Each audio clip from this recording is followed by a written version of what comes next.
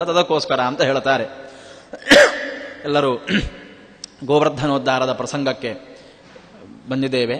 ಇಂದ್ರಧ್ವಜ ಯಜ್ಞ, ಇಂದ್ರನ ಕುರಿತಾಗಿ ಮಾಡತಕ್ಕಂತಹ ಯಜ್ಞ. ಕೃಷ್ಣೋತ ವೀಕ್ಷ್ಯ ಪುರುಹೂತ ಮಹಪ್ರಯತ್ನಂ ಗೋಪಾನ್ ನ್ಯವಾರಯತ್ ಅವಿಸ್ಮಯರಣಾಯ ತಸ್ಯ. ಇಂದ್ರಧ್ವಜ ಯಜ್ಞ ನಡೀತಾ ಉಂಟು. ಯಾತಕ್ಕೋಸ್ಕರ ಇಂದ್ರಧ್ವಜ ಯಜ್ಞ? ಗೋಪಾಲಕರೆಲ್ಲರೂ ಸೇರಿ ಇಂದ್ರಧ್ವಜ ಯಜ್ಞಕ್ಕೆ ತಯಾರಿ ನಡೆಸ್ತಾ ಇದ್ದಾರೆ. ಬಹಳ ವಿಜೃಂಭಣೆಯಿಂದ ನಡೀತಾ ಉಂಟು. ಇದು ನಡೆದದ್ದು ಇದೇ ಕಾರ್ತಿಕ ಮಾಸದ ಪಾಡ್ಯದಲ್ಲಿ. ನಾವು ದೀಪಾವಳಿಯನ್ನು ಆಚರಣೆ ಮಾಡ್ತೇವಲ್ಲ, ಗೋಪೂಜೆಯನ್ನು ಮಾಡ್ತೇವಲ್ಲ, ಆ ದಿವಸ ಮಳೆ ಬರಬೇಕು, ಗೋವುಗಳು ಸಂರಕ್ಷಿತವಾಗಿ ಇರಬೇಕು ಅಂದಾದರೆ ಮಳೆ ಬರಬೇಕು. ಮಳೆ ಬಂದರೆ ಬೆಳೆ ಇದ್ರೆ ನಮಿಗೂ ಅನ್ನ, ಗೋವುಗಳಿಗೆ ಹುಲ್ಲು ಧಾನ್ಯ ಇತ್ಯಾದಿಗಳನ್ನು ಕೊಡಬಹುದು. ಮಳೆಯನ್ನು ಕೊಡುವವ ಯಾರು? ಇಂದ್ರ. ಅದಕ್ಕೋಸ್ಕರ ಈ ಇಂದ್ರಧ್ವಜ ಯಜ್ಞ. ಇಂದ್ರನನ್ನು ಕೃತಜ್ಞತಾ ಭಾವದಿಂದ ನಾವು ಪೂಜಿಸುವುದು. ಯಾಕೆ? ಮಳೆಗಾಲ ಮುಗ್ದಾಗಿದೆ. ದೀಪಾವಳಿ ಅಂತ ಹೇಳಿದ್ರೆ ಮಳೆಗಾಲ ಸಾಮಾನ್ಯವಾಗಿ ಮುಗ್ದಿರ್ತದೆ. ಈ ಮಳೆ ಇಷ್ಟರವರೆಗೆ ಕೊಟ್ಟಂತಹ ಮಳೆಗೆ ನಿನಗೆ ಕೃತಜ್ಞತಾ ಭಾವದಿಂದ ಮಾಡತಕ್ಕಂತಹ ಯಜ್ಞ ಇಂದ್ರನನ್ನು ಕುರಿತು. ಆಗಿನ ಕಾಲದಲ್ಲಿ ಅಂತಹ ಒಂದು ಭಾವನೆ ಇತ್ತು. ಈಗಿನ ಕಾಲದಲ್ಲಿ ಇನ್ನೊಂದು 10-15 ವರ್ಷ ಹೋದರೆ ಹೊಟ್ಟೆಗೆ ಮಣ್ಣನ್ನೇ ತಿನ್ನೋದು ನಾವೆಲ್ಲ. ಒಂದು ಹಣವನ್ನು ತಿನ್ನೋದು, ಅದು ತಿಂದು ಹಣ ಖಾಲಿ ಆದ್ಮೇಲೆ ಮಣ್ಣನ್ನು ತಿನ್ನೋದು. ಯಾಕಂದ್ರೆ ನೋಡಿ, ದಾರಿಯಲ್ಲಿ ಹೋಗುವಾಗ ಎಲ್ಲಿ ಗದ್ದೆ ಕಂಡ್ರು ಅದನ್ನು ಮುಚ್ಚುವುದು, ಎಲ್ಲಿ ಕಾಂಪ್ಲೆಕ್ಸ್ ನಿರ್ಮಾಣ ಮಾಡುವುದು, ಎಲ್ಲಿ ಕಾಡು ಮೇಡು ಇದ್ರು ಅದನ್ನೆಲ್ಲ ನೆಲಸಮ ಮಾಡುವುದು, ಫ್ಲಾಟ್ ಮಾಡಿ ಅದನ್ನು ಮಾರಾಟ ಮಾಡುವುದು. ಹಣ ತಿನ್ಲಿಕ್ಕೆ ಏನು ಅಕ್ಕಿ ಸಿಗುವುದಿಲ್ಲ. ಯಾಕೆಂತ ಹೇಳಿದ್ರೆ ಎಲ್ಲ ಗದ್ದೆಗಳನ್ನು ಮುಚ್ಚಿ ಕಾಂಪ್ಲೆಕ್ಸ್ ಮಾಡ್ತಾ ಇದ್ದಾರೆ. ಆಗಿನ ಕಾಲದಲ್ಲಿ ಆ ಭಾವನೆ ಇತ್ತು. ಮಳೆ ಬರಬೇಕು ಅಂದ್ರೆ ಕಾಡು ಉಳಿಬೇಕು. ಕಾಡು ಉಳಿಬೇಕಾದ್ರೆ ಇಂದ್ರನ ಅನುಗ್ರಹ ಬೇಕು. ಕಾಡು ಇಲ್ಲದಿದ್ರೆ ಮಳೆ ಇಲ್ಲ. ಎಲ್ಲ ಕಾಡನ್ನು ಸರ್ವನಾಶ ಮಾಡಿ ಬೇಕಾಬಿಟ್ಟಿಯಾಗಿ ಬೇಕಾದ ಕಟ್ಟಡಗಳನ್ನು ಕಟ್ಟಿದ್ರೆ ಮಳೆ ಬರುವುದು ಎಲ್ಲಿಂದ? ಮತ್ತೆ ಯಾವುದೇ ಮುಜರಾಯಿ ಇಲಾಖೆ ದೇವಸ್ಥಾನಗಳಲ್ಲಿ ಎಷ್ಟು ಪೂಜೆ ಮಾಡಿದ್ರು ಮಳೆ ಬರುವುದಿಲ್ಲ. ಹಾಗೆ ಆ ಭಾವನೆಯಿಂದ ಇಂದ್ರನನ್ನು ಉಪಾಸನೆ ಮಾಡಲಿಕ್ಕೆ ಎಲ್ಲ ಗೋಪಬಾಲಕರು ಸೇರಿಕೊಂಡ್ರು.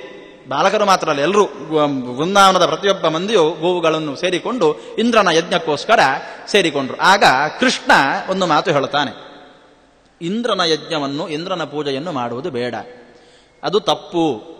ನಮಗೆ ಎಲ್ಲ ರೀತಿಯ ಸಂಪತ್ತನ್ನು, ಮಳೆ ಬೆಳೆಯನ್ನು ಎಲ್ಲವನ್ನೂ ಕೊಡುವುದು ಪ್ರಕೃತಿ, ಗಿರಿ, ಗೋವರ್ಧನ ಗಿರಿ ಅರ್ಥಾತ್ ಮೂಲ ಪ್ರಕೃತಿ. ಆ ಪ್ರಕೃತಿಯನ್ನು ಪೂಜಿಸಬೇಕು. ಪ್ರಕೃತಿಯನ್ನು ಪೂಜಿಸಿ ಪ್ರಕೃತಿಗೆ ನಾವು ಯಜ್ಞಯಾಗಾದಿಗಳನ್ನು ಮಾಡಿದೆವು ಎಂದಾದಲ್ಲಿ ಅದು ಸಾರ್ಥಕವಾದಂದು. ಇಂದ್ರ ಏನು ಸ್ವತಂತ್ರವಾಗಿ ಮಳೆಯನ್ನು ಕೊಡುವವಲ್ಲ. ಇಂದ್ರನಿಗೂ ಪ್ರೇರಕ ಶಕ್ತಿ ಒಂದುಂಟು, ಅದು ಪ್ರಕೃತಿ. ಪ್ರಕೃತಿ ಅಂತ ಹೇಳಿದ್ರೆ ಯಾರು? ಕೃಷ್ಣ ಅಲ್ಲಿ ಸ್ವಂತವಾಗಿ ನನಗೆ ಕೊಡಿ ಅಂತ ಹೇಳಲಿಕ್ಕೆ ಆಗ್ತಿರ್ಲಿಲ್ಲ. ಅದಕ್ಕೋಸ್ಕರ ಕೃಷ್ಣ ಹಾಗೆ ಹೇಳಲಿಲ್ಲ. ಕೃಷ್ಣ ಏನು ಹೇಳಿದ? ಪ್ರಕೃತಿಗೆ ಪೂಜೆ, ಗಿರಿಗೆ ಪೂಜೆ ಮಾಡಿ. ಪ್ರಕೃತಿ ಹೇಳಿದ್ರೆ ಯಾರು? ಪ್ರಕೃಷ್ಟವಾದ ಕೃತಿಯುಳ್ಳವ ಯಾರು? ಕೃಷ್ಣ ಭಗವಂತ. ಅವನ ಪೂಜೆಯನ್ನು ಮಾಡಿ ಎಂದು ಕೃಷ್ಣನ ಮಾತಿನ ಆಂತರ್ಯ ಇತ್ತು. ಆ ರೀತಿ ಸರಿ ಅಂತ ಗಿರಿ ಸರ್ವಶಬ್ದವಾಚ್ಯನಾದಂತಹ ಭಗವಂತ, ಆಚಾರ್ಯರು ಗಿರಿ ಪೂಜೆ ಅಂತ ಹೇಳಿದ್ದಾರೆ. ಗಿರಿಯನ್ನು ಪೂಜೆ ಮಾಡಿ. ಗಿರಿ ಅಂತ ಹೇಳಿದ್ರೆ ಗೋವರ್ಧನ ಗಿರಿ ಅಂತ ಅವರಿಗೆ ಭಾಸವಾಗಬಹುದು. ಮುಖ್ಯವಾಗಿ ಗಿರಿ ಶಬ್ದವಾಚ್ಯನಾದವ ಭಗವಂತ. ತತ್ತು ಸಮನ್ವಯಾತ್ ವೇದವ್ಯಾಸರು ಹೇಳ್ತಾರೆ ಬ್ರಹ್ಮಸೂತ್ರಗಳಲ್ಲಿ, ಓಂ ಓಂ ತತ್ತು ಸಮನ್ವಯಾತ್ ಓಂ. ಬ್ರಹ್ಮಸೂತ್ರದಲ್ಲಿ ಬರುವಂತಹ 4ನೇ ಸೂತ್ರ. ಯಾವುದೇ ಶಬ್ದವನ್ನು ಉಚ್ಚಾರ ಮಾಡಿದ್ರೂ ಅದು ಭಗವಂತನಲ್ಲೇ ಐಕ್ಯವನ್ನು ಹೊಂದುವುದು. ಇದು ಭಗವಂತವೇ. ಈ ರೀತಿ ಭಗವಂತನನ್ನು, ಎಲ್ಲ ಶಬ್ದಗಳು ಭಗವಂತನನ್ನೇ ಹೇಳ್ತಾ ಉಂಟು ಅಂದಾದ ಮೇಲೆ ಗಿರಿ ಶಬ್ದ ಯಾಕೆ ಭಗವಂತನನ್ನು ಹೇಳಬಾರದು?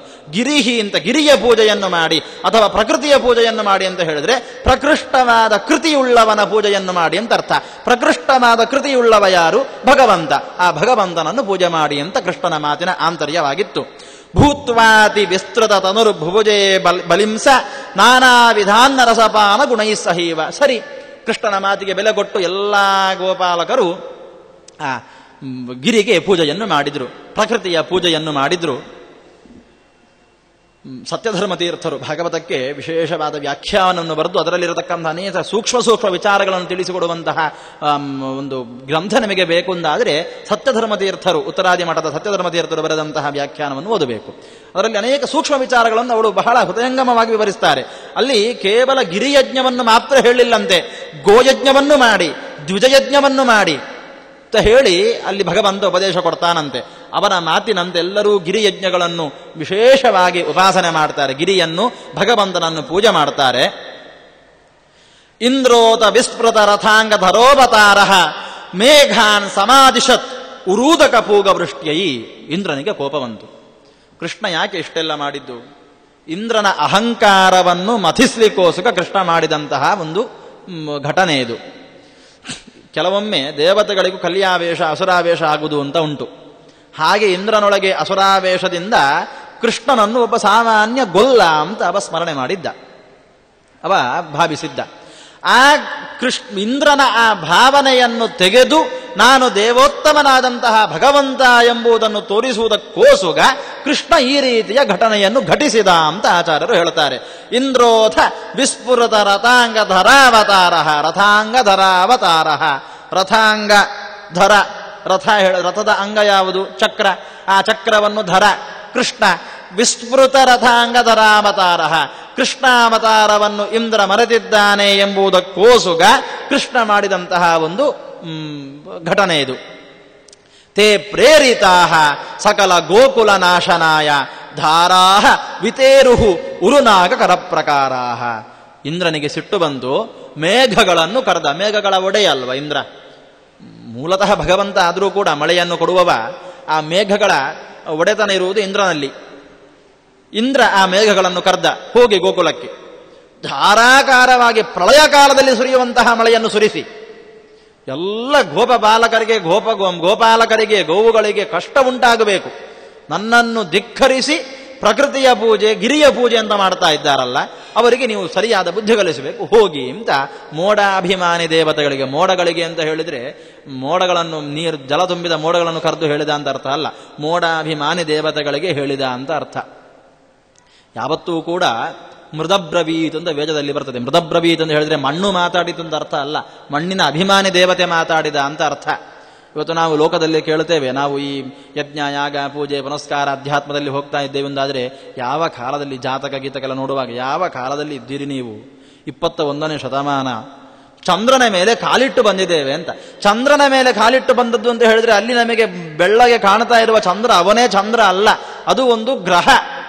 ಅದಕ್ಕೆ ಅಭಿಮಾನಿಯಾದವ ಚಂದ್ರ ಒಬ್ಬ ಇದ್ದಾನೆ. ಅವನ ಮೇಲೆ ಕಾಲಿಟ್ಟ ತಕ್ಷಣ ಚಂದ್ರನ ಎದೆಯ ಮೇಲೆ ಕಾಲಿಟ್ಟೆ ಅಂತ ಅರ್ಥ ಅಲ್ಲ.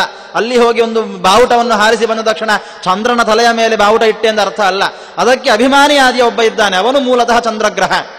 ಇದು ಒಂದು ವಿಶೇಷ ದ್ರವ್ಯರಾಶಿಯಿಂದ ಕೂಡಿದಂತಹ ಒಂದು ವಸ್ತು ಅಷ್ಟೇ. ಅದೇ ರೀತಿ ಮೇಘಗಳಿಗೆ ಆದೇಶ ಮಾಡಿದ ಅಂತ ಹೇಳಿದ್ರೆ ಅಲ್ಲಿ ಹಾರಾಡ್ತಾ ಇದ್ದ ಮೇಘವನ್ನು ಕರೆದು ಆದೇಶ ಮಾಡಿದ ಅಂತ ಅರ್ಥ ಅಲ್ಲ. ಮೇಘಾಭಿಮಾನಿ ದೇವತೆಗಳಿಗೆ ಇಂದ್ರ ಆದೇಶ ಮಾಡಿದ, ಹೋಗಿ ಪ್ರಳಯ ಕಾಲದಲ್ಲಿ ಸುರಿಸುವಂತಹ ಮಳೆಯನ್ನು ಸುರಿಸಿ. ಎಂತಹ ಮಳೆಯನ್ನು ಸುರಿಸುವುದವು ಗೊತ್ತೋ? ಧಾರಾಹ ವಿತೇರುಹು ಉರು ನಾಗಕರ ಪ್ರಕಾರಾಹ.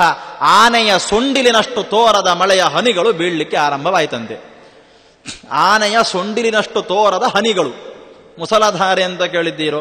ಮುಸಲಧಾರೆ ಅಂತ ಹೇಳಿದರೆ ಏನು? ಸಮತಟ್ಟಾದಂತಹ ಮಣ್ಣಿನ ನೆಲ ಇರಬೇಕು. ಅಲ್ಲಿ ಮಳೆ ಬಂದು ಜೋರಾಗಿ ಮಳೆ ಬಂದಾಗ ಅಲ್ಲಿ ಸಣ್ಣ ಸಣ್ಣ ಸಣ್ಣ ಸಣ್ಣ ಹೊಂಡಗಳು ನಿರ್ಮಾಣ ಆಗ್ತದೆ. ಮಳೆ ನಿಂತ ಮೇಲೆ ಸಣ್ಣ ಸಣ್ಣ ಸಣ್ಣ ಹೊಂಡಗಳು. ಆ ಹನಿಯನ್ನು ನಾವು ನೋಡಿದ್ರೆ ಇಷ್ಟಿಷ್ಟು ಉದ್ದದ ಹನಿಗಳು ಬೀಳ್ತಾ ಇರ್ತವೆ. ಆ ಹನಿಗಳ ರಭಸಕ್ಕೆ ನೆಲದಲ್ಲಿ ತೂತು ಬೀಳ್ತದೆ. ಅದು ಮುಸಲಧಾರೆ ಅಂತ. ಅದು ತಲೆಯ ಮೇಲೆ ಬಿದ್ದರೆ ಬಹಳ ನೋವಾಗ್ತದೆ, ಮುಖದ ಮೇಲೆ ಬಿದ್ದರೆ ಬಹಳ ನೋವಾಗ್ತದೆ. ಅದಕ್ಕೆ ಮುಸಲಧಾರೆ ಅಂತ ಹೆಸರು. ಕುಂಭದ್ರೋಣ ಮಳೆ. ಕುಂಭದ್ರೋಣ ಅಂತ ಹೇಳಿದ್ರೆ ಒಂದು ಮಳೆಗೆ ಒಂದು ಕೊಳಪಾನ ತುಂಬಬೇಕು, ಅದಕ್ಕೆ ಕುಂಭದ್ರೋಣ ಮಳೆ ಅಂತ ಹೆಸರು. ಮೇಘಸ್ಫೋಟ, ಸಿಡಿಲಿನ ಘರ್ಜನೆಯೊಟ್ಟಿಗೆ ಮಳೆಯಾದರೆ ಅದು ಮೇಘಸ್ಫೋಟ ಅಂತ ಹೆಸರು. ನಾನು ಕಂಡುಕೊಂಡ ಅರ್ಥ ಇದಕ್ಕೆ, ನಾನು ಓದಿದ ಪ್ರಕಾರ. ಇನ್ನು ಮೇಘಸ್ಫೋಟದಿಂದ ಅನೇಕ ಜೀವಹಾನಿಯಾಗಿದೆ ಅಂತ ಕೇಳ್ತೇವೆ, ಅದು ಯಾವ ರೀತಿಯ ಮಳೆ ಅಂತ ಗೊತ್ತಿಲ್ಲ. ಅಂತೂ ಅದೇ ರೀತಿಯಲ್ಲಿ ಇದು ಉರುನಾಗ ಕರಪ್ರಕಾರಾಹ, ಆನೆಯ ಸೊಂಡಿಲಿನಷ್ಟು ತೋರವಾದಂತಹ ದಪ್ಪವಾದಂತಹ ಹನಿಗಳನ್ನು ಆ ಮೇಘಗಳು ಸುರಿಸಲಿಕ್ಕೆ ಆರಂಭ ಮಾಡಿದ್ವಂತೆ. ಎಲ್ಲ ಗೋಪಾಲಕರಿಗೆ ಸಂಕಷ್ಟ ಉಂಟಾಯಿತು. ಏನು ಮಾಡುವುದು? ಬಹಳ ಕಷ್ಟಪಡ್ತಾ ಇದ್ದಾರೆ, ವೇದನೆಯನ್ನು ಅನುಭವಿಸ್ತಾ ಇದ್ದಾರೆ. ಎಲ್ಲ ನೋಡಿದ್ರೂ ನೀರು, ಪ್ರಳಯ ಸದೃಶವಾದಂತಹ ಜಲರಾಶಿ ತುಂಬಿ ಉಕ್ಕಿ ಹರಿತಾ ಉಂಟು. ಏನು ಮಾಡುವುದು? ಎಲ್ರಿಗೂ ತೊಂದರೆ ಉಂಟಾಯಿತು. ಇಲ್ಲಿ ಆಚಾರ್ಯರೊಂದು ಸೂಕ್ಷ್ಮವನ್ನು, ಆಚಾರ್ಯರ ಮಾತಿನ ಸೂಕ್ಷ್ಮವನ್ನು ವಾದಿರಾಜರು ವಿವರಿಸ್ತಾರೆ. ಚಕ್ರಧರ ರಥಾಂಗ ಧರಾವತಾರ, ಚಕ್ರವನ್ನು ಧರಿಸಿದ ಕೃಷ್ಣ ಅಂತ ಆಚಾರ್ಯರು ಹೇಳಿದ್ದಾರೆ. ನಾನು ಹಾಗೆ ಹೇಳಿದ ಹಾಗೆ ಆಚಾರ್ಯರು ಕೊಟ್ಟ ವಿಶೇಷಣಗಳು ವ್ಯರ್ಥವಾಗೋದಲ್ಲ, ಯಾವುದೂ ವ್ಯರ್ಥ ಅಲ್ಲ. ಅದಕ್ಕೆ ಯಾಕೆ ವಾದಿರಾಜರು ಅದಕ್ಕೆ ಉತ್ತರ ಕೊಡ್ತಾರೆ. ಹಾಗೆ ಯಾಕೆ ಹೇಳಿದ್ರು? ಚಕ್ರಧರ ಕೃಷ್ಣ, ಚಕ್ರಿ ಅಂತ ಹೇಳಿದ ತಕ್ಷಣ ನಮಗೆ ನೆನಪಾಗುವುದು ಯಾರುವುದು?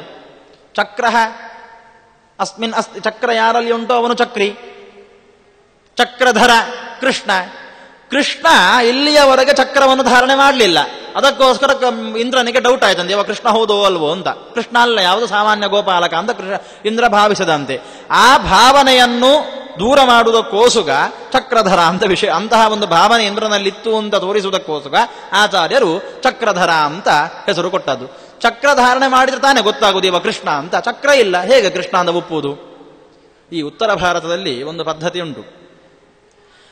ಕೃಷ್ಣ ಅಂತ ಹೇಳಿದ್ರೆ, ಒಂದು ಕೃಷ್ಣ ದೇವಸ್ಥಾನ ಅಂತ ಆಗಬೇಕಾದ್ರೆ ಕೃಷ್ಣನ ಕೈಯಲ್ಲಿ ಕೊಳಲು ಬೇಕೇ ಬೇಕು, ಬದಿಯಲ್ಲಿ ರಾಧೆ ಇರಲೇಬೇಕು. ಹಾಗಿದ್ರೆ ಮಾತ್ರ ಅದು ಕೃಷ್ಣ ದೇವಸ್ಥಾನ, ಅಲ್ಲಿರುವ ಪ್ರತಿಮೆ ಕೃಷ್ಣನದ್ದು. ನಮ್ಮ ಮಠದಲ್ಲಿ ದೆಹಲಿಯಲ್ಲಿ ಉಡುಪಿ ಕೃಷ್ಣನನ್ನು ಸ್ವಾಮಿಗಳು ಪ್ರತಿಷ್ಠಾಪನೆ ಮಾಡಿದ್ದಾರೆ. ಅನೇಕ ಮಂದಿ ಭಕ್ತಾದಿಗಳು ಬರ್ತಾರೆ, ಬಂದು ಇದು ಯಾರ ಪ್ರತಿಮೆ ಅಂತ ಕೇಳುತ್ತಾರೆ. ಇದು ಕೃಷ್ಣನ ಪ್ರತಿಮೆ. ಓಹೋ, ಕೃಷ್ಣನ ಪ್ರತಿಮೆ. ಕೊಳಲಿಲ್ಲಿ ಉಂಟು? ಇಲ್ಲ, ಕೊಳಲಿಲ್ಲ, ಇದು ಬೇರೆ ರೂಪ. ರಾಧೆ ಇಲ್ಲ, ಇದು ಚಿಕ್ಕ ಮಗು ಇರುವಾಗ 3 ವರ್ಷದ ಮಗು ಬೆಣ್ಣೆ ಕದ್ದು ತಿನ್ನುವಂತಹ ರೂಪದಲ್ಲಿರತಕ್ಕಂತಹ ಕೃಷ್ಣ, ಹಾಗಾಗಿ ರಾಧೆ ಇಲ್ಲ. ಹೌದಾ, ಸರಿ. ಹಾಗಾದ್ರೆ ಕೃಷ್ಣ ಕೈಯಲ್ಲಿ ಗದೆ ಹಿಡ್ಕೊಂಡದ್ದು ಯಾಕೆ? ಅದು ಕಡಗೋಲು ಗದೆಯ ಹಾಗೆ ಕಾಣ್ತದೆ ಅವರಿಗೆ ಕಡಗೋಲಿನ ಪರಿಚಯ ಇಲ್ಲ. ಕೃಷ್ಣ ಗದೆ ಹಿಡ್ಕೊಂಡದ್ದು ಯಾಕೆ? ಗದೆ ಅಲ್ಲ, ಅದು ಕಡಗೋಲು. ಓಹೋ, ಹಾಗೆ. ಸರಿ. ಹಾಗಾದ್ರೆ ಕೃಷ್ಣ ಇರಬೇಕು ಅಂತ ಆದ್ರೆ ರಾಧೆ ಮತ್ತೆ ಕೊಳಲು ಇದ್ರೆ ಮಾತ್ರ ಕೃಷ್ಣ, ಇಲ್ಲದಿದ್ರೆ ಕೃಷ್ಣ ಅಲ್ಲ ಅವ. ಅವರಿಗೆ ಸಂಶಯ, ಇದು ಯಾವ ದೇವಸ್ಥಾನ ಅಂತ. ಎಷ್ಟೋ ಮಂದಿ ಬಂದು ಕೇಳಿ, ಕಪ್ಪು ಶಿಲೆಯಲ್ಲಿ ಕೆತ್ತಿಸಿದ್ದಾರೆ. ಎಷ್ಟೋ ಮಂದಿ ಬಂದು ನಮ್ಮ ಹತ್ರ ಕೇಳಿದ್ದುಂಟು, ಇದು ಶನಿ ಪರಮಾತ್ಮನೋ, ಇದು ಕೈಯಲ್ಲಿ ಹಗ್ಗ ಉಂಟು, ಇದು ಯಮನ ದೇವಸ್ಥಾನ ಅಂತ ಕೇಳಿದ ಅದೆಷ್ಟೋ ಮಂದಿ ಇದ್ದಾರೆ ಉತ್ತರ ಭಾರತದಲ್ಲಿ. ದೆಹಲಿಯಲ್ಲಿ ಯಾತ್ರೆಗೆ ಬಂದವರು ನೋಡಿದ್ರೆ ನೆನಪಿರ್ಬೋದು. ಹಾಗೆ ಚಕ್ರ ಕೃಷ್ಣನ ಕೈಯಲ್ಲಿಲ್ಲ, ಇವ ಕೃಷ್ಣ ಅಂತ ಹೇಗೆ ಒಪ್ಪುದು? ಹಾಗಾಗಿ ಇಂದ್ರನಿಗೆ ಪರಿಚಯ ಆಗಲಿಲ್ಲ ಇವನದ್ದು. ಹಾಗಾಗಿ ಸಾಮಾನ್ಯ ಗೋಪಾಲಕ ಅಂತ ಭಾವಿಸಿ ಅವನ ಮಾತನ್ನು ಧಿಕ್ಕರಿಸಿ ಅವರಿಗೆ ಶಿಕ್ಷಿಸಲಿಕ್ಕೆ ಅಂತ ಅನೇಕ ಪ್ರಕಾರವಾಗಿ ಮಳೆ, ಬಿರುಗಾಳಿ ಇತ್ಯಾದಿಯನ್ನು ಸೃಷ್ಟಿಸಿದ. ತಾಭಿರ್ನಿಪೀಡಿತ ಮುದೀಕ್ಷಜ ಕಂಜನಾಭ ಸರ್ವಂ ರಜಂ ಗಿರಿವರಂ ರಸಭಂ ದಧಾರ. ಈ ಮಳೆಯಿಂದ, ಸುಂಟರ ಗಾಳಿಯಿಂದ ಭಯಭೀತರಾದಂತಹ ಗೋಕುಲದ ಜನರನ್ನು ರಕ್ಷಣೆ ಮಾಡುವುದಕ್ಕೋಸ್ಕರ ಕೃಷ್ಣ ಗಿರಿವರಂ ಪ್ರಸಭಂ ದಧಾರ ವಾಮೇನ ಕಂಜದಲ ಕೋಮಲ ಪಾಣಿನೈವ. ಅತ್ಯಂತ ಕೋಮಲವಾದಂತಹ ಎಡಕೈಯಿಂದ ಕೃಷ್ಣ ಆ ಗೋವರ್ಧನ ಗಿರಿಯನ್ನು ಎತ್ತಿ ಹಿಡಿದಂತೆ. ಎಷ್ಟು ದಿನ ಎಲ್ಲಾ ಗೋಪಾಲಕರು, ಗೋವುಗಳು ಕೂಡ ಅದರ ಅಡಿಯಲ್ಲಿ ಆಶ್ರಯವನ್ನು ಪಡ್ಕೊಂಡ್ರು. ಎಲ್ಲರೂ ಆ ಗೋವರ್ಧನ ಗಿರಿಯ ಈಗಿನ ಭೌಗೋಳಿಕ ಸುತ್ತಳತೆ ಎಷ್ಟು ಗೊತ್ತುಂಟೋ? 28 ಕಿಲೋಮೀಟರ್. ಈ ದೀಪಾವಳಿಯ ಸಂದರ್ಭದಲ್ಲಿ ಗೋವರ್ಧನ ಪ್ರದಕ್ಷಿಣೆ ಅಂತ ಬರ್ತಾರೆ. ಯಾತ್ರೆಗೆ ಹೋದವರು ಬರ್ತಾರೆ, ಅಲ್ಲಿಯ ಜನರು ಭಾರಿ ವಿಶೇಷ. ಅದು ಗೋವರ್ಧನಕ್ಕೆ ಒಂದು ಪ್ರದಕ್ಷಿಣೆ ಬರುವುದು. ಈಗಿನ ಭೌಗೋಳಿಕವಾಗಿ ಅದರ ಸುತ್ತಳತೆ 28 ಕಿಲೋಮೀಟರ್. ಎಷ್ಟೋ ಹ್ರಾಸಾಗಿ ಹೋಗಿ ಹೋಗಿ ಹೋಗಿ ಈಗ ನಮ್ಮ ಅದೃಷ್ಟದಿಂದ ಉಳ್ಕೊಂಡದಷ್ಟು 28 ಕಿಲೋಮೀಟರ್. ಆಗಿನ ಕಾಲದಲ್ಲಿ ಇಷ್ಟಿತ್ತೋ ದೇವರಿಗೆ ಗೊತ್ತು, ಆ ಕೃಷ್ಣನಿಗೆ ಗೊತ್ತು, ಎತ್ತಿದವನಿಗೆ. ಅಂತಹ ಪರ್ವತವನ್ನು ಕೃಷ್ಣ ತನ್ನ ಎಡಕೈಯಿಂದ ಲೀಲಾಜಾಲವಾಗಿ ಎತ್ತಿದಂತೆ. ಕೋಮಲವಾದಂತಹ ಕಂಜದಲ ಕೋಮಲ ಪಾಣಿನೈವ ತತ್ರಾಖಿಲ ಪ್ರವಿಶ್ವಿಷು. ಎಲ್ಲ ಗೋಪಾಲಕರು, ಗೋವುಗಳು ಅದರ ಅಡಿಯಲ್ಲಿ ಹೋಗಿ ಆಶ್ರಯವನ್ನು ಪಡ್ಕೊಂಡ್ರು. ಎಷ್ಟು ದಿನಗಳವಡೆ ಹಿಡ್ಕೊಂಡ. ಎಲ್ಲಿಯವರೆಗೆ ಮಳೆ ನಿಲ್ಲಲಿಲ್ವೋ, ಎಲ್ಲಿಯವರೆಗೆ ಜಲಾವೃತವಾದಂತಹ ಗೋಕುಲ ಸರಿ ಹೊಂದಲಿಲ್ವೋ ಎಲ್ಲಿಯವರೆಗೆ ಸರಿ ಹೊಂದಲಿಲ್ಲ, ಎಲ್ಲಿಯವರೆಗೆ ಮಳೆ ನಿಲ್ಲಿಲ್ಲ. ವೃಷ್ಟೋರು ವಾರ್ಯಥ ನಿರಂತರ ಸಪ್ತರಾತ್ರಂ. 7 ದಿನಗಳವರೆಗೆ ಕೃಷ್ಣ ತನ್ನ ಎಡಗೈಯಿಂದ ಆ ಪರ್ವತವನ್ನು ಎತ್ತಿ ಹಿಡ್ಕೊಂಡಿದ್ದಂತೆ. ಅದನ್ನು ಕಂಡು ಎಲ್ಲ ಗೋಪಾಲಕರಿಗೆ ಬಹಳ ಸಂತೋಷವಾಯಿತು. ಕೃಷ್ಣ ಸಾಮಾನ್ಯ ವ್ಯಕ್ತಿ ಅಲ್ಲ ಅಂತ ತಿಳ್ಕೊಂಡ್ರು. ಅವರು ಮಾತ್ರ ಅಲ್ಲ, ಇಂದ್ರನಿಗೂ ಗೊತ್ತಾಯಿತು ಇವ ಸಾಮಾನ್ಯ ವ್ಯಕ್ತಿ ಅಲ್ಲ, ಸಾಕ್ಷಾತ್ ಭಗವಂತನೇ ಈತನೀಗ ವಾಸುದೇವನು ಎಂಬುದಾಗಿ ಇಂದ್ರ ಓಡೋಡಿ ಬಂದು ಅವನ ಶರಣು ಹೊಕ್ಕು ಕ್ಷಮೆ ಯಾಚಿಸದಂತೆ. ಗೋಭೃದ್ಗುರುಂ ಹರಗುರೋರಪಿ ಗೋಗಣೇನ ಯುಕ್ತ ಸಹಸ್ರಗುರುಗಾದ ಮಗ್ರ್ಯಾತ್. ಹರನ ಗುರು ಬ್ರಹ್ಮ, ಅವನಿಗೂ ಗುರುವಾಗಿರತಕ್ಕಂತಹ ನೀನು ಇವತ್ತು ನನ್ನ ಅಹಂಕಾರವನ್ನು ಮತಿಸಿದ್ದಿ, ನನ್ನನ್ನು ಕ್ಷಮಿಸಬೇಕು, ನಾನು ತಪ್ಪು ಮಾಡಿದ್ದೇನೆ, ಅನ್ಯಾಯ ಮಾಡಿದ್ದೇನೆ ಹೇಳಿ ಅವನನ್ನು ಶರಣು ಹೊಕ್ಕಂತೆ. ಅನೇಕ ಪ್ರಕಾರವಾಗಿ ಕ್ಷಮೆ ಕೇಳಿ ಆತನಿಗೆ ಬಹಳ ರಾಜೋಪಚಾರ ಪೂಜೆಗಳನ್ನೆಲ್ಲ ಮಾಡಿದಂತೆ. ಸುರಭಿ ದೇವಲೋಕದ ಕರುಗಳನ್ನು, ಹಸುಗಳನ್ನೆಲ್ಲ ತಂದು, ಕಾಮಧೇನು, ಸುರಭಿ, ನಂದಿನಿ ಇತ್ಯಾದಿ ಹಸುಗಳನ್ನು ತಂದು ಅವುಗಳ ಕೆಚ್ಚಲಿನಿಂದ ಹಾಲನ್ನು ಕರೆದು ಆ ಕೃಷ್ಣನಿಗೆ ಅಭಿಷೇಕ ಮಾಡಿದಂತೆ. ಆಕಾಶ ಗಂಗೆಯಿಂದ ರತ್ನಪೂರಿತ ಕಲಶಗಳಲ್ಲಿ ನೀರು ತಂದು ಕೃಷ್ಣನಿಗೆ ಅಭಿಷೇಕ ಮಾಡಿದಂತೆ. ತತ್ವತ್ತೋ ಜಗತ್ ಸಕಲಮಾವಿರ ಭೂತಗಣ್ಯ, ಅವನನ್ನು ಸ್ತೋತ್ರ ಮಾಡ್ತಾನೆ. ಧಾಮ್ನಸ್ತಮೇವ ಪರಿಪಾಲಿತ ಮಸ್ತಮಂತೆ, ನಿನ್ನಿಂದಲೇ ಸಕಲ ಜಗತ್ತಿನ ಸೃಷ್ಟಿಯಾಗ್ತಾ ಉಂಟು. ನೀನೇ ಆ ಸಕಲ ಜಗತ್ತನ್ನು, ಸಕಲ ಬ್ರಹ್ಮಾಂಡವನ್ನು ರಕ್ಷಣೆ ಮಾಡುವವನಾಗಿದ್ದಿ. ಅಸ್ತಿತ್ವಯೈವ ಜಗತೋಸ್ಯ ಹಿ ಬಂಧ ಮೋಕ್ಷೋ, ನಿನ್ನಿಂದಲೇ ಈ ಜಗತ್ತಿಗೆ ಬಂಧ ಮೋಕ್ಷ ಎಂಬುದಿರತಕ್ಕಂತಹದ್ದು. ನ ತ್ವತ್ಸಮೋಸ್ತಿ ಕುಹಚಿತ್, ಪರಿಪೂರ್ಣ ಶಕ್ತಿ. ಹೇ ಪರಿಪೂರ್ಣ ಶಕ್ತಿಯೇ, ಎಲ್ಲೂ ಹ್ರಾಸ ಇಲ್ಲದ ಪರಿಪೂರ್ಣ ಶಕ್ತಿಯೇ, ಸಮಸ್ತ ಜಗತ್ತಿನ ಬಂಧ ಮೋಕ್ಷ ಸೃಷ್ಟಿ ಸ್ಥಿತಿ ಲಯವು ಎಲ್ಲವೂ ನಿನ್ನಿಂದ. ನಿನ್ನಂತವನ ಮೇಲೆ ನಾನು ಸಂದೇಹಪಟ್ಟೆ, ನನ್ನನ್ನು ಕ್ಷಮಿಸಬೇಕು. ಕೃಷ್ಣ ಆಗ ಒಂದು ಮಾತನ್ನು ಹೇಳ್ತಾನೆ. ಶಾಂತಂ ಸದೈವ ಭವತಃ ತವ ಶಿಕ್ಷಣಾಯ ಪೂಜಾಪಹಾರ ವಿಧಿ ಇತ್ಯವದತ್ ರಮೇಶಃ. ರಮೆಯ ಪತಿಯಾದಂತಹ ಕೃಷ್ಣ ಒಂದು ಮಾತನ್ನು ಹೇಳ್ತಾನೆ. ಶಾಂತಂ ಸದೈವ ಭವತಃ, ನಿನಗೆ ಯಾವತ್ತೂ ಕ್ಷಮೆ ಉಂಟು. ಆದರೆ ಯಾಕೆ ನಾನು ನಿನ್ನ ಪೂಜೆಯನ್ನು ಅಪಹಾರ ಮಾಡುವ ಕೆಲಸಕ್ಕೆ ಕೈ ಹಾಕಿದೆ ಗೊತ್ತುಂಟೋ? ತವ ಶಿಕ್ಷಣಾಯ, ನೀನು ಅಹಂಕಾರದಿಂದ ಮೆರಿತಾ ಇದ್ದಿ. ಇಂದ್ರನಿಗೆ ಅಹಂಕಾರ ಅಂತ ಹೇಳಿದ್ರೆ ಅಸುರಾವೇಶದಿಂದ ಅಹಂಕಾರ ಅಂತ ತಿಳ್ಕೊಳ್ಬೇಕು. ಅಸುರಾವೇಶದ ಅಹಂಕಾರದಿಂದ ನೀನು ಮೆರಿತಾ ಇದ್ದಿ. ಆ ನಿನ್ನ ಅಹಂಕಾರವನ್ನು ಇಳಿಸುವುದಕ್ಕೋಸ್ಕರ ನಾನು ನಿನ್ನ ಪೂಜೆಯನ್ನು ಅಪಹಾರ ಮಾಡುವ ಕೆಲಸಕ್ಕೆ ಕೈ ಹಾಕಿದೆ. ಹಾಗಾಗಿ ನಿನ್ನ ಮೇಲೆ ನನಗೆ ವಿಶೇಷವಾದಂತಹ ಸಿಟ್ಟು ಏನೂ ಇಲ್ಲ. ಶಾಂತಂ ಸದೈವ ಭವತಃ, ಯಾವತ್ತಿಗೂ ನಿನ್ನನ್ನು ನಾನು ಕ್ಷಮಿಸಿದ್ದೇನೆ, ನಿನ್ನ ಮೇಲೆ ನನಗೆ ಕ್ಷಮೆ ಇದ್ದೇ ಇದೆ ಅಂತ ಕೃಷ್ಣ ಅವನಿಗೆ ಅಭಯವನ್ನು ಕೊಡ್ತಾನೆ. ಇಂದ್ರ ಕೃಷ್ಣನಿಗೆ ಪಟ್ಟಾಭಿಷೇಕ ಮಾಡ್ತಾನಂತೆ. ಗೋವಿಂದ ಅಂತ ಹೆಸರನ್ನು ಕೊಟ್ಟು, ಗೋವಿಂದ ಮೇನಮವಿಷಿಚ್ಯ ಸ ಗೋಗಣೇಶ ಗೋಭಿರ್ಜಗಾಮ ಗುಣಪೂರ್ಣಮಂ ಪ್ರಣಮ್ಯ. ಅನೇಕ ರೀತಿಯಲ್ಲಿ ಆತನ ಸ್ತುತಿ ಸ್ತೋತ್ರಗಳನ್ನು ಮಾಡಿ, ಉಪಚಾರಾದಿ ಪೂಜೆಗಳನ್ನೆಲ್ಲ ಮಾಡಿ ಆತನನ್ನು ಪೂಜಿಸ್ತಾನಂತೆ ಇಂದ್ರ. ಗೋಪೈಹಿ ಗಿರಾಂಪದಿರಪಿ ಪ್ರಣತೋಭಿಗಮ್ಯ, ವೇದಗಳೆಂದು ಪ್ರತಿಪಾದ್ಯನಾಗಿದ್ದರೂ ಕೂಡ ಅಂತಹ ವೇದ ಪ್ರತಿಪಾದ್ಯನಾದಂತಹ ಸಕಲ ಶಬ್ದವಾಚ್ಯನಾದಂತಹ ಭಗವಂತನನ್ನು ಗೋವರ್ಧನೋರ್ಧರಣ ಸಂಗತ ಸಂಶಯೈನಃ ಸಹ, ಆ ರೀತಿಯಾಗಿ ಅದನ್ನು ಉಪಚಾರ ಮಾಡಿ ಆತನಿಗೆ ಗೋವಿಂದ ಅಂತ ನಾಮಕರಣ, ಹೊಸತ್ತು ಹೆಸರನ್ನು, ಬಿರುದನ್ನು ಇಂದ್ರ ಕೊಡ್ತಾನಂತೆ. ಅಂದರೆ ಅಲ್ಲಿಯವರೆಗೆ ಭಗವಂತನಿಗೆ ಗೋವಿಂದ ಅಂತ ಹೆಸರು ಇಡಲಿಲ್ವೋ? ಇದಕ್ಕೆ ವಾದಿರಾಜರು ಬಹಳ ಹೃದಯಂಗಮವಾಗಿ ಹೇಳುತ್ತಾರೆ. ನಿಜವಾಗಿ ಆತ ಪಟ್ಟಾಭಿಷೇಕ ಮಾಡಿದ್ದಲ್ಲ ಅಂತೆ. ಆತ ಬಂದು ಸರ್ವ ಪಾಪಗಳನ್ನು ತೊಳೆಯುವಂತಹ ನಾಮತ್ರಯವನ್ನು ಜಪ ಮಾಡಿದ್ದು. ಅಚ್ಯುತಾನಂದ ಗೋವಿಂದಾಯ ನಮಃ, ಅಚ್ಯುತಾನಂದ ಗೋವಿಂದಾಯ ನಮಃ ಅಂತ ಸಕಲ ಪಾಪಗಳನ್ನು ತೊಳೆಯುವಂತಹ ನಾಮತ್ರಯವನ್ನು ಜಪ ಮಾಡಿದ. ಜಪ ಮಾಡಿ ತಾನು ಮಾಡಿದಂತಹ ಪಾಪಕ್ಕೆ ಪ್ರಾಯಶ್ಚಿತ್ತ ಮಾಡಿಕೊಂಡ. ಅದರಿಂದ ಗೋವಿಂದ ಅಂತ ಕರೆಸಿಕೊಂಡ ಅಂತ. ಆದ್ದರಿಂದ ಗೋವಿಂದ ಅಂತ ಅವನನ್ನು ಕೃಷ್ಣನನ್ನು ಕೂಗಿದ ಅಂತ ವಾದಿರಾಜರು ಹೇಳ್ತಾರೆ. ಅವ ಒಂದು ಮಾತನ್ನು ಹೇಳ್ತಾನೆ ಇಂದ್ರ. ಅಹಂ ಕಿಲೇಂದ್ರೋ ದೇವಾನಾಂ ತ್ವಂ ಗವಾಂ ಇಂದ್ರತಾಂ ಗತಃ ತ್ವಂ ಗವಾಂ ಇಂದ್ರತಾಂ ಗತಃ. ಗೋವುಗಳಿಗೆ ನೀನು ಒಡೆಯ, ನಾನು ದೇವತೆಗಳಿಗೆ ಒಡೆಯ, ನೀನು ಗೋವುಗಳಿಗೆ ಒಡೆಯ. ಹರಿವಂಶದಲ್ಲಿ ಬರುವಂತಹ ಮಾತು, ನೀನು ಗೋವುಗಳಿಗೆ ಒಡೆಯ. ಗೋವುಗಳು ಅಂದ್ರೆ ಏನು? ಗೋವುಗಳು ಅಂತ ಹೇಳಿದ್ರೆ ಕೇವಲ ಹಸುಗಳು ಮಾತ್ರ ಅಲ್ಲ. ಸಂಸ್ಕೃತ ಸಾಹಿತ್ಯದಲ್ಲಿ ಗೋ ಶಬ್ದಕ್ಕೆ ಬಹಳಷ್ಟು ಅರ್ಥ ಉಂಟು. ಆಕಾಶ ಅಂತ ಅರ್ಥ ಉಂಟು, ಮಾತು ಅಂತ ಅರ್ಥ ಉಂಟು, ವೇದ ಅಂತ ಅರ್ಥ ಉಂಟು, ಪೃಥ್ವಿ ಅಂತ ಅರ್ಥ ಉಂಟು, ಅನೇಕ ಅರ್ಥಗಳುಂಟು ಗೋ ಶಬ್ದಕ್ಕೆ. ಇಂತಹ ಸಮಸ್ತಕ್ಕೂ ನೀನು ಇಂದ್ರನಾಗಿದ್ದಿ. ಗೋವಿಂದ ಇತಿ ಲೋಕಾಸ್ತ್ವಾಂ ಸ್ತೋಷ್ಯಂತೆ ಭುವಿ ಶಾಶ್ವತಂ.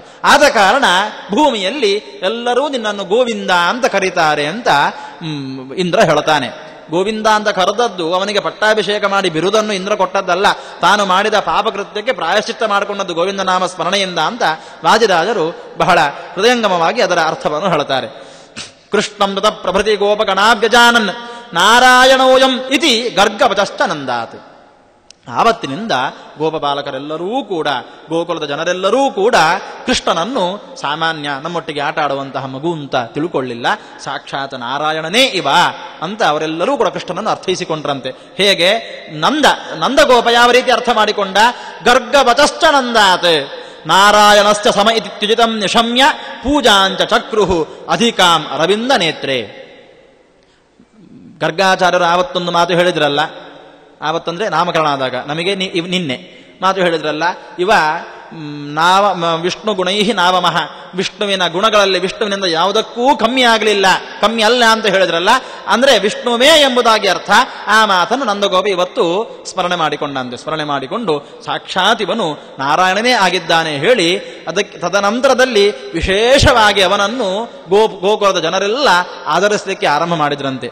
ಕೃಷ್ಣನನ್ನು ಆ ರೀತಿ ಆಧರಿಸಿದರೆ ಬಲರಾಮನನ್ನು ಸ್ಕಂದಾದುಪಾತ್ತ ವ್ರತಃ ಮರಣಾದಪೇತಂ ದೃಷ್ಟ್ವಾಚ ರಾಮ ನಿಹತಂ ಬಲಿನಂ ಪ್ರಲಂಬಂ, ಬಲರಾಮನನ್ನು ಕೂಡ ವಿಶೇಷವಾಗಿ ಆಧರಿಸಲಿಕ್ಕೆ ಆರಂಭಿಸಿದರು. ಆಚಾರ್ಯರು ಹೇಳ್ತಾರೆ, ಅಥ ಅಸ್ಯ ವಿದದುಹು ಪರಮಾಂಚ ಪೂಜಾಂ, ತದನಂತರದಲ್ಲಿ ಮೊದಲು ಕೃಷ್ಣನಿಗೆ ಬೇಕಾದಂತಹ ಆದರಗಳನ್ನೆಲ್ಲ ಅರ್ಪಿಸಿ ಅಥ ತದನಂತರದಲ್ಲಿ ಬಲರಾಮನನ್ನು ಪರಮಾಂಚ ಪೂಜಾಂ ವಿಶೇಷವಾಗಿ ಪೂಜಿಸಲಿಕ್ಕೆ ಆರಂಭ ಮಾಡಿದ್ರಂತೆ. ಈ ಧೇನುಕಾಸುರ ಪ್ರಲಂಬಾಸುರನ್ನು ಸಂಹಾರ ಮಾಡ್ತಾನಲ್ಲ ಬಲರಾಮ, ಆಗ ದೇವತೆಗಳು ಅವನಿಗೆ ಒಂದು ವಿಶೇಷ ಅಭಿಧಾನ ಬಲಭದ್ರ ಅಂತ ಬಿರುದನ್ನು ಕೊಡ್ತಾರೆ. ದೇವತೆಗಳು ಕುಸುಮವೃಷ್ಟಿಯನ್ನು ಮಾಡಿ ಅವನಿಗೆ ಕೊಡತಕ್ಕಂತಹ ಬಿರುದು ಬಲಭದ್ರ ಅಂತ. ಅಂದಿನಿಂದ ಅವ ಬಲರಾಮ ಅಂತ ಕರೆಸಿಕೊಳ್ಳುವಂತಹದ್ದು. ಹಾಗಾಗಿ ಆ ರೀತಿಯಾಗಿ ಬಲಭದ್ರ ಎಂಬ ಬಿರುದನ್ನು ಪೊತ್ತಂತಹ ಆ ಬಲರಾಮನಿಗೂ ಕೂಡ ತದನಂತರದಲ್ಲಿ ಗೋಪಬಾಲಕರು ಗೋಕುಲದ ಗೋವಳರೆಲ್ಲರೂ ಕೂಡ ವಿಶೇಷವಾಗಿ ಆದರವನ್ನು ತೋರಿಸಲಿಕ್ಕೆ ಆರಂಭಿಸಿದರು. ಈ ರೀತಿಯಾಗಿ ಅನೇಕ ಲೀಲೆಗಳನ್ನು ತೋರಿಸ್ತಾ ಗೋಕುಲದಲ್ಲಿ ವಿಹರಿಸ್ತಾ ಇದ್ದಂತಹ ಶ್ರೀಕೃಷ್ಣ ಗೋಪಿಯರೊಡಗೂಡಿ ಯಾವ ರೀತಿ ವಿಹಾರವನ್ನು ಮಾಡ್ತಾ ಇದ್ದ ಅಂತ ಹೇಳ್ತಾರೆ. ಕಾತ್ಯಾಯನೀ ವ್ರತಧರಾಹ ಸ್ವಪತಿತ್ವ ಹೇತೋ ಕನ್ಯಾ ಉವಾಹ ಭಗವಾನ್ ಅಪರಾಷ್ಟ ಗೋಪೀಹಿ. ಅನೇಕ ಗೋಪಾಂಗನೆಯರು ಕಾತ್ಯಾಯನೀ ವ್ರತವನ್ನು ಮಾಡುತ್ತಾ ಇದ್ದರು. ಅವರ ಉದ್ದೇಶ ಕೃಷ್ಣ ನಮ್ಮ ಪತಿಯಾಗಬೇಕು, ಕೃಷ್ಣನ ಅಂಗಸಂಗ ನಮಗೆ ಪ್ರಾಪ್ತಿಯಾಗಬೇಕು ಎಂಬಂತಹ ಉದ್ದೇಶದಿಂದ ಎಲ್ಲರೂ ಕಾತ್ಯಾಯನಿ ವ್ರತವನ್ನು ಮಾಡ್ತಾ ಇದ್ರು. ಕಾತ್ಯಾಯನಿ ಮಹಾಮಾಯೆ ಸರ್ವಯೋಗಿನ್ಯಧೀಶ್ವರಿ ನಂದಗೋಪಸುತಂ ದೇವಿ ಪತಿಮ್ಮೆ ಕುರುತೇ ನಮಃ. ಇವತ್ತು ಮದುವೆಯಾಗದ ಹೆಣ್ಣುಮಕ್ಕಳಿಗೆ ಜ್ಯೋತಿಷ್ಕರ ಹತ್ರ ಹೋಗಿ ತೋರಿಸಿದ್ರೆ ಈ ಒಂದು ವ್ರತವನ್ನು ಮಾಡಲಿಕ್ಕೆ ಹೇಳ್ತಾರೆ, ಈ ಮಂತ್ರವನ್ನು ಹೇಳಿ ನಿತ್ಯದಲ್ಲಿ ಅಂತ. ಇದು ಗೋಪ ಕನ್ಯೆಯರು ಆವತ್ತು ಕೃಷ್ಣ ತಮ್ಮ ಪತಿಯಾಗಬೇಕೆಂಬಂತಹ ಉದ್ದೇಶದಿಂದ ಮಾಡತಕ್ಕಂತಹ ವ್ರತ ಕಾತ್ಯಾಯನಿ ವ್ರತ. ಆ ವ್ರತದ ಅಂಗವಾಗಿ ಪ್ರಾತಃ ಕಾಲದಲ್ಲಿ ಅರುಣೋದಯದಲ್ಲಿ ಇವರೆಲ್ಲರೂ ಕೂಡ ಕೆರೆಯಲ್ಲಿ ಸ್ನಾನಕ್ಕೆ ಬರ್ತಾ ಇದ್ರಂತೆ. ಸ್ನಾನಕ್ಕೆ ಇಳಿಯುವಾಗ ವಿವಸ್ತ್ರಯರಾಗಿ ಸ್ನಾನಕ್ಕೆ ಇಳಿತಾ ಇದ್ರು. ಈ ಅರುಣೋದಯ ಕಾಲ ಅಂತ ಹೇಳಿದರೆ ಅದು ದೇವತೆಗಳು ಸಂಚರಿಸುವ ಕಾಲ, ಅದಕ್ಕೆ ಅದನ್ನು ಬ್ರಾಹ್ಮಿ ಮುಹೂರ್ತ ಅಂತ ಕೂಡ ಕರೀತಾರೆ. ಆ ಬ್ರಾಹ್ಮಿ ಮುಹೂರ್ತ ದೇವತೆಗಳು ಸಂಚರಿಸುವ ಕಾಲ. ದೇವತೆಗಳು ಸಂಚರಿಸುವ ಕಾಲದಲ್ಲಿ ಇವರು ವಿವಸ್ತ್ರಯರಾಗಿ ಸರೋವರಕ್ಕೆ ಇಳಿದ್ರೆ ಅದು ಅವರ ವ್ರತಕ್ಕೆ ಭಂಗ ಉಂಟಾಗ್ತಾ ಇತ್ತು. ಅದಕ್ಕೋಸ್ಕರ ಆ ರೀತಿಯಾದಂತಹ ಘಟನೆಯನ್ನು ಮಾಡಬೇಡಿ, ಹುಟ್ಟುಡುಗೆಯಲ್ಲಿ ಸ್ನಾನ ಮಾಡುವುದು ಧರ್ಮಶಾಸ್ತ್ರ ವಿರುದ್ಧ ಅಪರಾಧವೂ ಹೌದು ಎಂಬಂತಹ ಮಾತನ್ನು ಕೇವಲ ಮಾತಿನಲ್ಲಿ ಹೇಳಿ ಹೋಗ್ತಿದ್ರೆ ಯಾರು ಕೇಳಿಸ್ಕೊಳ್ತಿರ್ಲಿಲ್ವೋ ಇಲ್ವೋ, ಅದಕ್ಕೆ ಕಠಿಣವಾದ ಶಿಕ್ಷೆಯನ್ನು ಕೊಟ್ಟರೆ ಬೇಗ ಅದನ್ನು ಅನುಸರಿಸ್ತಾರೆ. ಅದಕ್ಕೆ ಕಠಿಣವಾದ ಶಿಕ್ಷೆಯನ್ನು ಕೊಟ್ಟದ್ದು ಕೃಷ್ಣ. ಅವರೆಲ್ಲರ ವಸ್ತ್ರವನ್ನು ಅಪಹಾರ ಮಾಡಿ ಇನ್ನು ಮುಂದೆ ಇಂಥ ಘಟನೆಯನ್ನು ಇಂಥ ಕೃತ್ಯವನ್ನು ಮಾಡಬಾರದು ಅಂತ ಅವರಲ್ಲಿ ಮಾತು ತಗೊಂಡು ಆಮೇಲೆ ಅವರಿಂದ ನಮಸ್ಕರಿಸಿಕೊಂಡವನಾಗಿ ಅವರು ಮಾಡಿದ ತಪ್ಪನ್ನು ಮನ್ನಿಸಿ ಅವರ ವಸ್ತ್ರವನ್ನು ಹಿಂದಿರುಗಿಸಿ ಹೋಗ್ತಾನಂತೆ ಕೃಷ್ಣ. ಈ ರೀತಿ ಅವರ ವ್ರತವನ್ನು ಪೂರ್ತಿ ಮಾಡುವ ಹಾಗೆ ಕೃಷ್ಣ ಮಾಡಿದ. ಅವರು ಮಾಡಿದಂತಹ ತಪ್ಪು ಕೆಲಸಕ್ಕೆ ಕೃಷ್ಣ ತನಗೆ ನಮಸ್ಕರಿಸಿಕೊಂಡು ಆ ವ್ರತ ಪೂರ್ಣ ಆಗುವ ಹಾಗೆ ಮಾಡಿದ. ವ್ರತ ಪೂರ್ಣ ಆದ ತಕ್ಷಣ ಅವರೆಲ್ಲರ ಒಳಗೆ ಲಕ್ಷ್ಮೀದೇವಿಯ ಸನ್ನಿಧಾನ ಉಂಟಾಯಿತು. ಭಗವಂತ ಯಾವತ್ತೂ ಕೂಡ ಇತರ ಸ್ತ್ರೀಯನ್ನು ಯಾವತ್ತೂ ಕೂಡ ಸೇರುವವನಲ್ಲ. ಸೇರ್ತಾನೆ ಎಂದಾದಲ್ಲಿ ಅಲ್ಲಿ ಲಕ್ಷ್ಮೀದೇವಿಯ ಆವೇಶ ಇದ್ದರೆ ಮಾತ್ರ. 16 ನರಕಾಸುರನಿಂದ ಬಿಡಿಸಿಕೊಂಡು 16,000 ಹೆಣ್ಮಕ್ಕಳನ್ನು ಮದುವೆಯಾದಾಗಲೂ ಕೂಡ ಅಷ್ಟೂ ಮಂದಿಯಲ್ಲಿ ಲಕ್ಷ್ಮೀದೇವಿಯ ಆವೇಶ. ಇಲ್ಲಿ ಕೂಡ ಇಷ್ಟೂ ಮಂದಿಯಲ್ಲಿ ಲಕ್ಷ್ಮೀದೇವಿಯ ಆವೇಶ. ಆ ಆವೇಶ ಉಂಟಾಗಬೇಕು ಅಂತಾದರೆ, ಲಕ್ಷ್ಮೀದೇವಿ ಪ್ರವೇಶ ಆಗಬೇಕು ಅಂತಾದರೆ ಅವರ ವ್ರತ ಸಂಪೂರ್ಣ ಆಗಬೇಕು. ಯಾವುದು ವ್ರತ? ಕಾತ್ಯಾಯನಿ ವ್ರತ. ಆ ವ್ರತಕ್ಕೆ ಭಂಗ ಬಂದಾಗ ವ್ರತಕ್ಕೆ ಭಂಗ ಬಾರದಿರಲಿ ಎಂಬ ಉದ್ದೇಶದಿಂದ ಕೃಷ್ಣ ಅವರು ಮಾಡುತ್ತಾ ಇರತಕ್ಕಂತಹ ತಪ್ಪು ಕೆಲಸವನ್ನು ಖಂಡಿಸಿ ಅವರಿಂದ ಕ್ಷಮಾಪಣೆಯನ್ನು ಕೇಳಿಕೊಂಡು ಅವರ ತಪ್ಪನ್ನು ಮನ್ನಿಸಿ ವ್ರತವನ್ನು ಪೂರ್ಣಗೊಳಿಸಿದ. ಅವರಲ್ಲಿ ಲಕ್ಷ್ಮಿಯ ಪ್ರವೇಶ ಉಂಟಾಗುವ ಹಾಗೆ ಅನುಗ್ರಹಿಸಿದ. ಈ ರೀತಿ ಅವರ ವ್ರತವನ್ನು ಪೂರ್ತಿಯಾಗುವ ಹಾಗೆ ಮಾಡಿ ಎಲ್ಲರನ್ನೂ ವಿವಾಹ ಆಗ್ತಾನೆ ಕೃಷ್ಣ. ಇವರೆಲ್ಲರೂ ಕೂಡ ಕೃಷ್ಣ ಬ್ರಹ್ಮಚರ್ಯದಲ್ಲೇ ಉಪನಯನ ಆಗುವ ಮುಂಚೆಯೇ ನಮ್ಮನ್ನು ವಿವಾಹ ಆಗಬೇಕು ಅಂತ ದೇವರನ್ನು ಕುರಿತು ತಪಸ್ಸು ಮಾಡಿದವರು. ಯಾಕೆ? ಉಪನಯನ ಆಗುವ ಮುಂಚೆಯೇ ಯಾಕೆ ಆಗಬೇಕು ಅಂತ ಕೇಳಿದ್ರೆ, ಉಪನಯನ ಆದ ಮೇಲೆ ಆದ ಬ್ರಹ್ಮಚಾರಿ ಆದ ಮೇಲೆ ಆದ ಬ್ರಹ್ಮಚರ್ಯ ವ್ರತವನ್ನು ಖಂಡಿತವಾಗಿಯೂ ಪಾಲನೆ ಮಾಡ್ತಾನೆ. ಆಗ ಅವನನ್ನು ಸೇರಲಿಕ್ಕೆ ಆಗುವುದಿಲ್ಲ. ಅದಕ್ಕೋಸ್ಕರ ಉಪನಯನ ಆಗುವ ಮುಂಚೆಯೇ ನಾವು ಅವನನ್ನು ವಿವಾಹ ಆಗಬೇಕು ಅಂತ ಅಪೇಕ್ಷೆ ಪಟ್ಟು ಭಗವಂತನನ್ನು ಕುರಿತು ತಪಸ್ಸು ಮಾಡಿದವರು. ತಾ ಸ್ವತ್ರತೇನ ಜನಿತಾಂತ ಲಕ್ಷ ಪುತ್ರಾ ನಾರಾಯಣಾಖ್ವಯಯುತ ಬಲಿನಶ್ಚ ಗೋಪಾಹ. ಈ ರೀತಿ ಭಗವಂತನನ್ನು ಕೃಷ್ಣನನ್ನು ವಿವಾಹ ಮಾಡಿಕೊಂಡು ಅವರು ಕೃಷ್ಣನ ಒಟ್ಟಿಗೆ ರಾಸಲೀಲೆಯಲ್ಲಿ ತೊಡಗಿರುವಾಗ ಅವರಿಗೆ ಯಾವುದೇ ರೀತಿಯ ತೊಂದರೆಗಳಾಗದಂತೆ, ಅವರ ಪತಿಪುತ್ರಾದಿಗಳಿಂದ ಅವರ ಬಂಧುಗಳಿಂದ ಅವರಿಗೆ ತೊಂದರೆಯಾಗದಂತೆ ಕೃಷ್ಣ ಅವರೆಲ್ಲರನ್ನೂ ಕೂಡ ಒಂದು ರೂಪದಲ್ಲಿ ರಾಸಮಂಡಲದಲ್ಲಿ, ಮತ್ತೊಂದು ರೂಪದಲ್ಲಿ ಅವರವರ ಮನೆಯಲ್ಲೇ ಇರುವಂತೆ ಅನುಗ್ರಹಿಸುತ್ತಿದ್ದ. ತನ್ನ ಲೀಲೆಯನ್ನು ಕೃಷ್ಣ ತೋರಿಸ್ತಾ ಇದ್ದಂತೆ.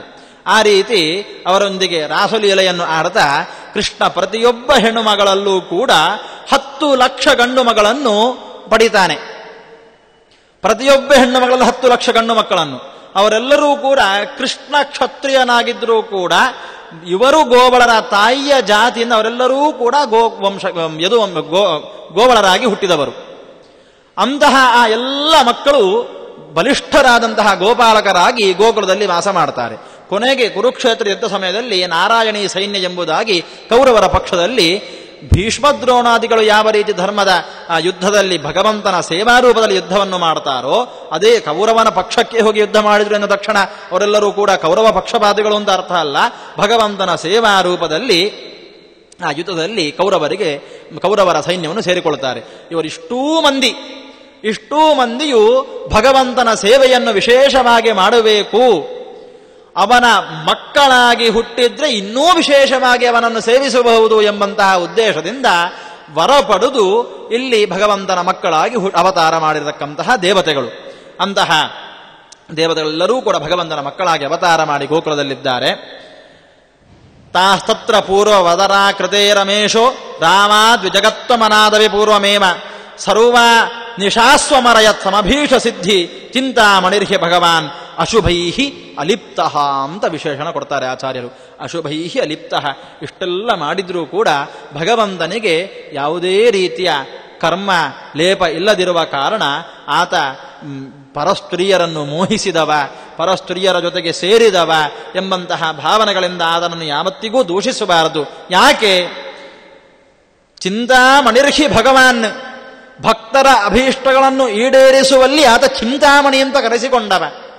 ಭಕ್ತಿಯಿಂದ ಏನನ್ನು ಬೇಡಿದರೂ ಇಲ್ಲ ಅಂತ ಹೇಳದೆ ಎಲ್ಲವನ್ನೂ ಕೊಡುವಂತಹ ಕೃಷ್ಣ ಆ ಗೋಪಿಕೆಯರು, ಗೋಪಾಂಗನೆಯರು, ಗೋಪಕನ್ಯೆಯರು ಕೃಷ್ಣನೇ ತನ್ನ ಪತಿಯಾಗಬೇಕು ಅಂತ ಅಪೇಕ್ಷಿಸಿದಾಗ ಅದನ್ನು ಇಲ್ಲ ಅಂತ ಹೇಗೆ ಹೇಳಲಿಕ್ಕೆ ಸಾಧ್ಯ?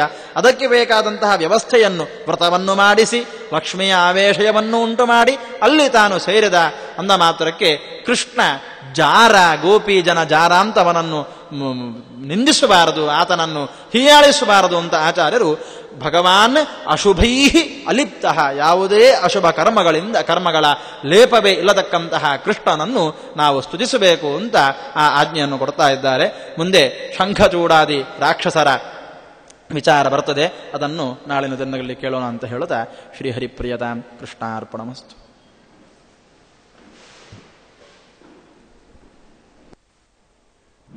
ಇಲ್ಲಿವರೆಗೆ ಶ್ರೀಕೃಷ್ಣ ಪರಮಾತ್ಮನು ಭಕ್ತರಿಗೆ ಮಾಡಿರುವಂತಹ ಅನುಗ್ರಹದ ಅನೇಕ ವಿಚಾರಗಳನ್ನು ಆಚಾರ್ಯರು ನಮಗೆ ತಿಳಿಸಿಕೊಟ್ಟಿದ್ದಾರೆ. ಅವರಿಗೆ ಶ್ರೀಮಠದ ಪರವಾಗಿ ಅನಂತ ಧನ್ಯವಾದ ಹೇಳುತ್ತಾ, ಶ್ರೋತೃವೃಂದಕ್ಕೂ ಧನ್ಯವಾದ ಹೇಳುತ್ತಾ ಈ ಧಾರ್ಮಿಕ ಪ್ರವಚನ ಕಾರ್ಯಕ್ರಮಕ್ಕೆ ಮಂಗಲವನ್ನು ಹೇಳ್ತೇವೆ. ಶ್ರೀಕೃಷ್ಣಾರ್ಪಣಮಸ್ತು.